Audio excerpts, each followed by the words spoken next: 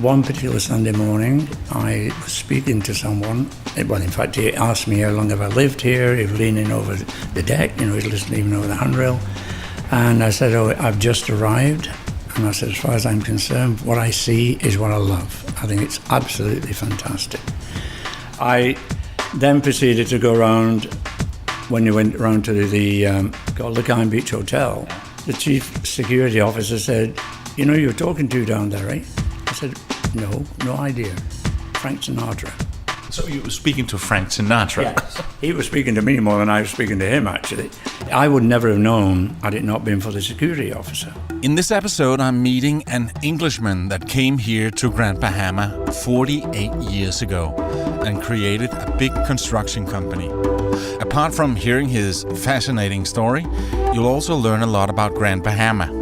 Len can really tell me some stories about how the island has changed since 1967, when he came here and was just 29.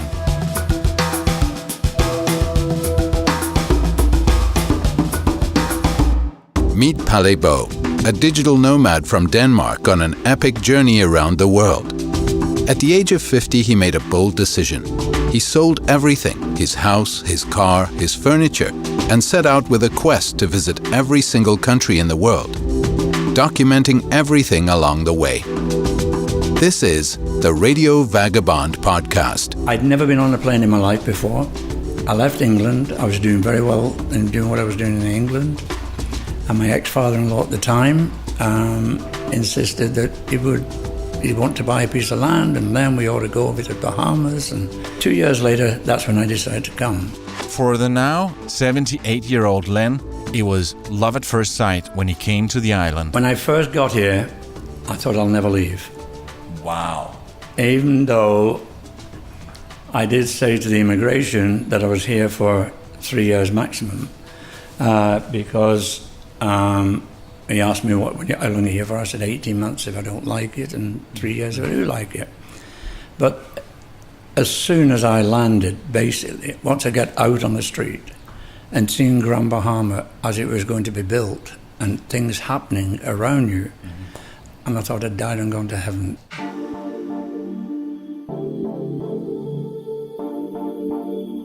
The island of Grand Bahama was very different in those days. The Bahamian were a minority at that time, and there were many different nationalities. We had a lot of Americans, French Canadians, Jamaicans, Haitians, and over obviously a very short time, Bahamians came from other islands, and it mushroomed from there. I'm talking about the construction industry at this moment, by the way. So there's a lot of expatriates working down there at the very beginning. Did you feel the British thing? Because it was very strong at the beginning. Yeah, very strong. That did not have an influence on me too much, to be truthful. I just liked the way of life. You could leave your door unlocked, leave your wallet on the table, and not worry about it. Anyhow, as I say, I arrived, and my wife arrived, and 2 children. I was 3 years old and 18 months. They arrived. And they were. Your wife was totally in on the idea as well. She was all for it because it was her father's idea. Whose idea it was. He joined the construction company Glen Eric International, the company that he now owns.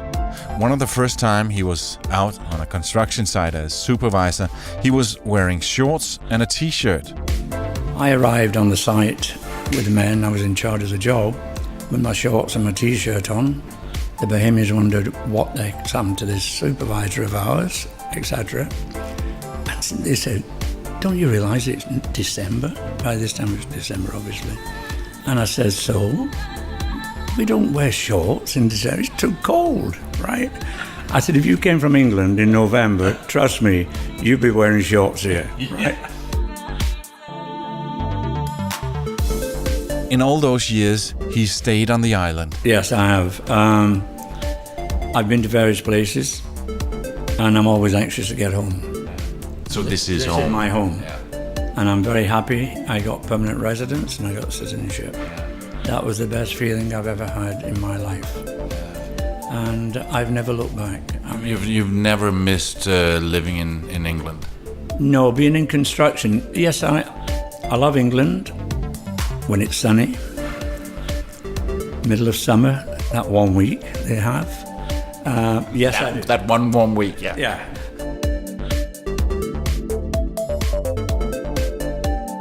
You are listening to the Radio Vagabond podcast. If you like what you hear, please leave a review in iTunes. If you're listening on an iPhone, you can actually do it right there within your podcast app. I love the people there, but I found here, you never went past anyone without saying hello. You always recognize somebody you've never met in your life, but he walks past you and each people, but everybody says hello. It was so friendly. I found it very, very friendly. As I say, I've now been here for 48 years, something like that. And as far as I'm concerned, it's the best little country in the world. In my opinion, it's still the best little country. When you stop and think of what is happening around the world today, yes, there's certain things happening in the Bahamas, but it's absolutely nil to what is happening around the world. I always feel safe. Wherever I go in Grand Bahama, I feel very safe. And thank you. I just hope and pray it continues that way. Yes, and I get the feeling it's like a small village. Everybody knows everybody. I think that's one of the reasons I've really enjoyed living here, or I still enjoy living here, is because it's a village-type feeling. Yeah. Because you make a lot of friends, and there's some people you might see every day, and all of a sudden you become friends with them. Yeah. And life is a lot easier here, in my opinion, than many other places. But some people might think, oh, you get the island fever when you're in a small island. Yeah, I must admit, there's sometimes when you feel I want to get off, but after 2 weeks you want to get back. Yeah. And it's a very short trip to Miami. Exactly, and I think that's the big advantage of Grand Bahama, is the 20-minute, 30-minute plane ride. Is this island different than the other islands? Of course, Nassau is a bigger city, so you've got a different feeling there. But the one thing I regret is not going around all the islands. I'll be truthful. But there's 700. I know that, but there's not 700 inhabited. No. But I regret, and let's hope and pray someday I might do it. But on the other hand, I'm getting to the age now where I'm starting to enjoy it. Even though I'm still working, I love working. I love being with the people. But I feel now I'm in a position, if I want to jump up and go off for a week, I don't think I'd ever want to go away for more than a week anyway. No. But you still work as much as you used to, or don't you think it's time to retire? I would never retire. People retire, in my opinion, sit at home and get very old, very, very quickly. Yeah. And I love working. I love being with the people. Yes, I'm not working as hard as I used to do, obviously. I have some very good men working for me, which helps me tremendously. I go to visit the sites, and the supervisor's there, and he's in charge. I don't hire anybody. I don't fire anybody. Because if I find something wrong on that site, I've only got one person to go to, and that's the supervisor. So, as I say... So you're more like the chairman of the board now, or... Well, we're not that big. I mean, the company's not that big, but I just feel I've got a fantastic workforce. I've got a fantastic group of people that know me very well, and I know them very well. And I think once you find trust in people, it's the biggest advantage you could ever have.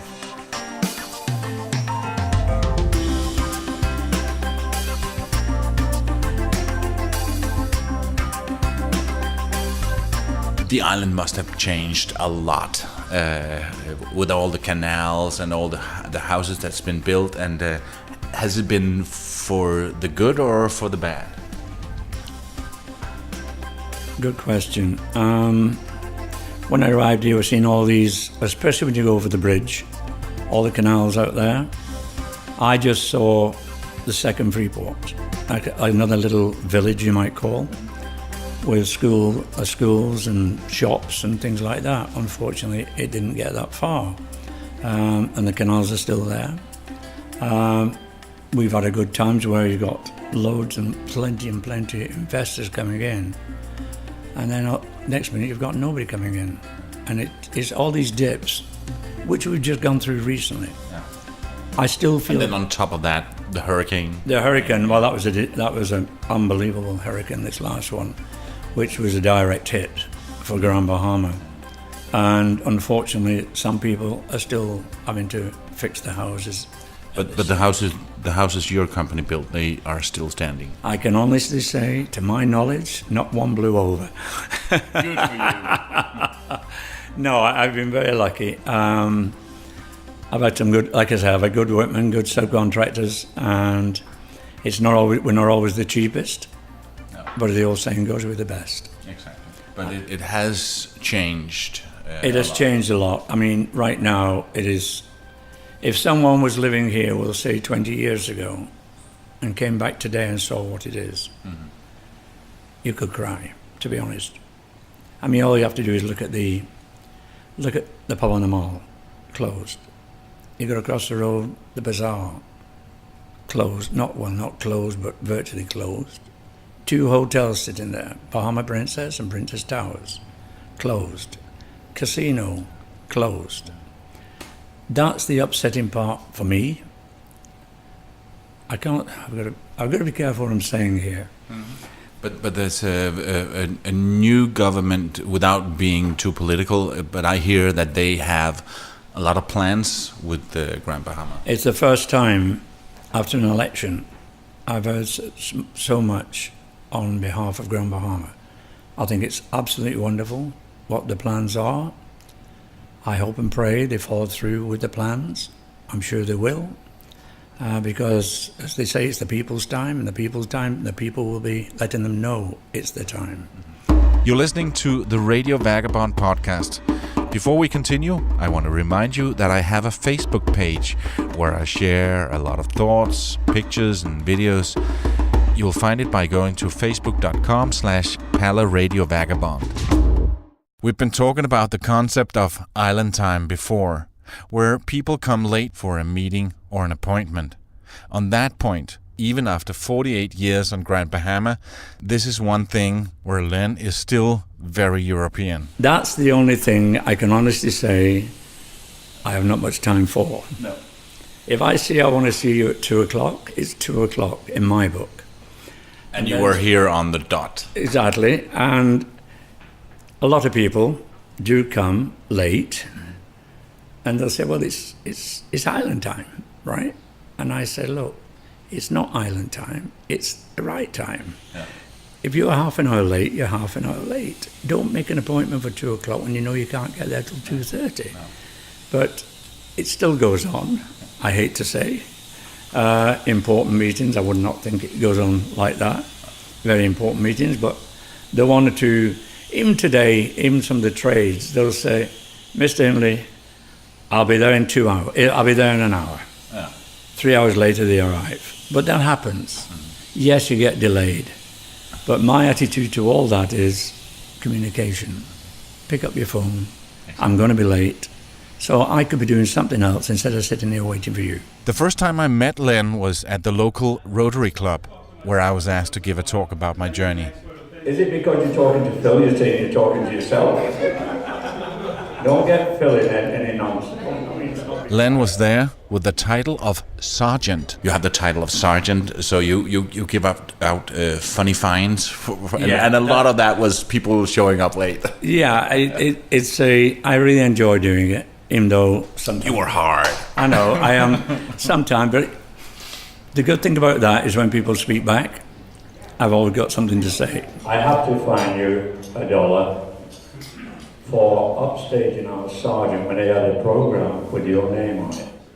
Hey, that's you. You know me pretend up to our club. You're very lucky you're being honest. I was thinking 10. But it's very good of you. Thank you very much. Okay, thank you so much for your donation. Thank you. And at the end of the day, all that money is being donated. Yeah. It's always donated back to the community or various other, So it's a way of collecting money, in a funny way. In a funny way. Yeah. And sometimes you can be boring. I remember when I was in my old round table club, we had exactly the same thing. If somebody spoke back, then okay, $1 for speaking back. Exactly. You always had something you could get them for. Yeah. And it's amazing now, after all these, I've been doing this for donkey's years. I've been in Rotary since I was, 1974. I joined Rotary. And that must also have been a good way for you to getting to know people. Oh, yes, definitely. Rotary, I love Rotary. I think they do fantastic for the world, and they do fantastic for the community. And you get some amazing speakers from time to time. Oh, yes, we do. Get certain people that's traveling the world, and we had one last week. Oh, and really? Yes, and he was very, very, in fact, one of the best meetings we've had for quite a while.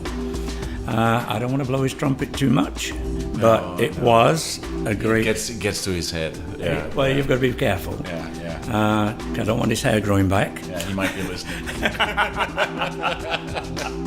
This episode is brought to you in part by Hotels25.com.